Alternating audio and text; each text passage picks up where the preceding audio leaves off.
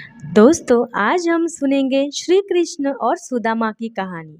सुदामा और श्री कृष्ण बचपन में मित्र थे और दोनों एक ही साथ में शिक्षा लेते थे।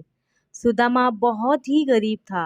वह ब्राह्मण था, इसलिए वह दिन भर में 5 घर से भिक्षा मांगकर अपना और अपने परिवार का पेट पालता था। उसे जितना मिलता था उसी में वो गुजारा करता था, परंतु मिलने वाली भिक्षा उसके लिए पर्याप्त नहीं थी। उसका और उसके परिवार का पेट भी उससे नहीं भरता था। इसी भिक्षा में उनके अतिथि का भी सत्कार किया जाता था। सुदामा की पत्नी को मालूम था कि सुदामा और श्री कृष्ण दोनों ही मित्र हैं। श्री कृष्ण द्वारका के महाराज हैं। अगर सुदामा उनसे मांगेंगे तो वो कभी भी मना नहीं कर पाएंगे। इसीलिए सुदामा की पत्नी सुदामा को बहुत बार श्री कृष्ण के पास द्वारका जाने के लिए कहती है, परंतु सुदामा हर बार मना कर देता है। पत्नी का बहुत ही ज्यादा प्रयास करने के बाद सुदामा भी मान जाता है। वह निकल जाता है द्वारकाधीश की ओर। सुदामा की ओर कोई भी साधन नहीं था। वह अपने पैरों से ही चलते हुए द्वारका की ओर बढ़ रहा था।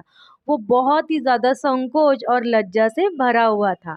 काफी दूर चलने के बाद उसे एक रास्ते में बैलगाड़ी मिल जाती है, जिस पर व्यापार के लिए खूब सारा माल लदा हुआ था। उस बैलगाड़ी का चालक मुरारी ने सुदामा को द्वारका चलने के लिए मना लिया था। गाड़ी पर बैठकर दोनों द्वारका पहुंच गए। वह द्वारका पहुंचने के बाद बैलगाड़ी वाले ने कहा, सुदामा को यहाँ से अपना रास्ता अलग अलग होता है। सुदामा भी उतर के अलग हो गया।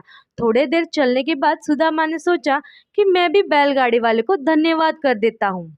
सुदामा जैसे ही पीछे मोड़ के देखते हैं, ना तो बैलगाड़ी थी, ना ही कोई मुरारी था।